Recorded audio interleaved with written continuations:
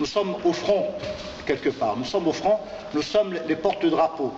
Et nous sommes les petits Sénégalais, en fait, hein, des colonies, qui sont en avant et qui allons tomber les premiers. Mais suivront les autres, suivront tous les bancals, tous les mauvais, tous les hommes précaires, tous les chômeurs, pourquoi pas, hein, puisque c'est une race à part. Et bien d'autres, et bien d'autres. Voilà, j'en ai gros sur la patate parce que on se parle de dire des choses et on s'accapare des droits et des devoirs. Comme il dirait l'autre, c'est là que ça se passe. Hein, en plein devant. Voilà, je suis Rome et je suis fier de l'être. Et je suis heureux aujourd'hui de pouvoir crier haut et fort, je suis fier d'être Rome. Mais Simrom, mais Jean Podron, mais Kamartme. Je suis Rome, je vais sur la route et je vous aime. Puisque ça a démarré de là-bas, où il y a un passif quand même sur cette ville. C'est-à-dire que sur le territoire de la commune d'Arles, il y a eu, dont on parlait tout à l'heure, qui a été le camp d'internement pour les nomades de Salier, qui a été un camp qui a fonctionné de 42 à 44, qui a été créé en zone libre, à la demande du préfet des Bouches-du-Rhône, et non pas à la demande des Allemands ou des nazis, comme le prétend le maire des Saintes-Maries-de-la-Mer. Dans ce camp, il y a eu plus de 700 internés, il y a eu près de 70 morts, et il y a eu 26 enfants qui ont été arrachés des bras de leur mère, confiés à l'assistance publique et qui ont été adoptés donc, par des familles de gadgets à l'époque, voilà, avec des gens qui en avaient volé la vie. Voilà. Ce camp a été complètement détruit en 1953, il n'en subsiste strictement rien. Ça fait quelques années seulement qu'il y a une stèle qui a été créée là. La mairie s'était engagée à mettre un certain nombre d'explications, un fléchage, etc. Il n'y a rien eu qui a été fait. Voilà, c'est un exemple. La mairie considère qu'ils ont fait beaucoup pour les gitans et que ça suffit. Donc, ils ont fait assez. Donc, c'est-à-dire qu'ils ont à un moment créé un système de sédentarisation forcée sur Arles, dans un quartier qu'on appelle le Quai des Platanes. Alors, ouais, il y a un super architecte qui a une super idée, c'est-à-dire il a fait des toits ronds à toutes les maisons, comme ça ressemble à des caravanes, les unes à côté des autres.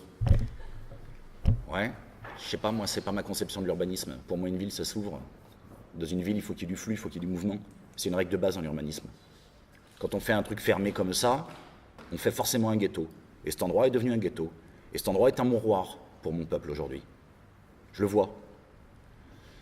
Donc la ville considère qu'ils ont fait ce qu'ils avaient à faire et que ça suffit. Très bien. Après, la ville d'Arles dit que, puisqu'ils ont dans les tuyaux une aire d'accueil, on ne voit pas pourquoi on les emmerde. Bah ouais, mais entre-temps, on vit où? Pour les gens qui vivent en caravane, pour les voyageurs de chez nous, qui sont gens du voyage, carnet de circulation, commune de rattachement Arles. Donc des gens qui vivent sur Arles, qui payent leurs impôts sur Arles, qui participent à la vie économique de la ville sur Arles.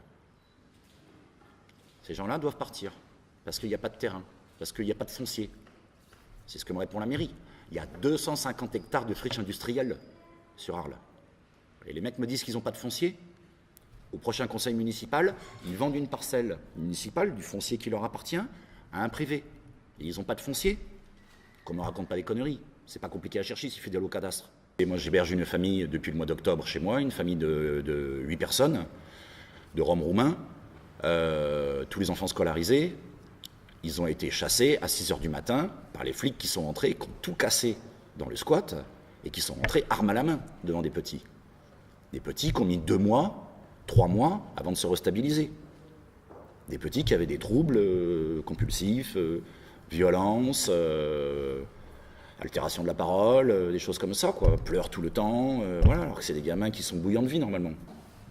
On va arriver au 15 mars où on avait une tolérance pour rester sur un terrain SNCF où il y a 8 caravanes aujourd'hui, où il y a toute la famille Gorgan, qui sont quand même les descendants de Bichika Gorgan, qui a été quelqu'un qui a été interné à Salier, c'est pour ça qu'ils sont là, ces Hongrois. Voilà. Ils sont sur Arles parce que c'est des gens dont la famille a été déportée à Salier. Voilà, et c'est des gens qui sont restés habités ici, c'est des gens qui voulaient rester...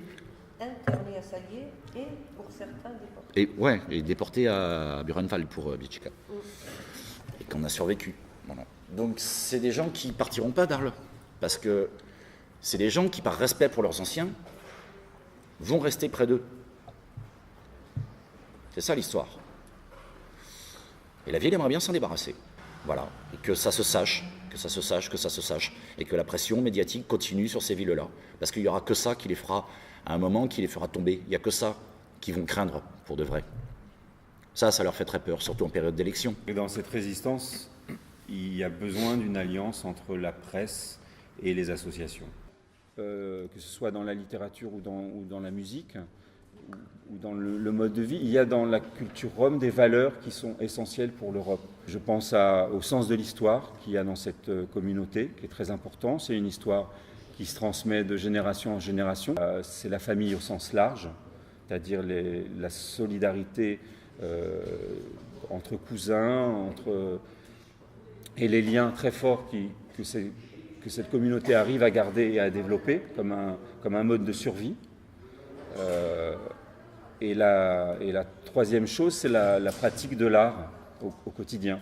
Donc non seulement la communauté tsigane, à nos yeux, n'est pas à criminaliser,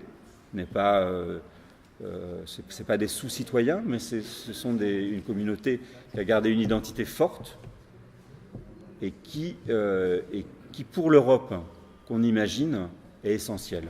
C'est-à-dire, j'imagine pas une Europe sans tziganes et j'imagine pas une Europe sans cet art de vivre-là.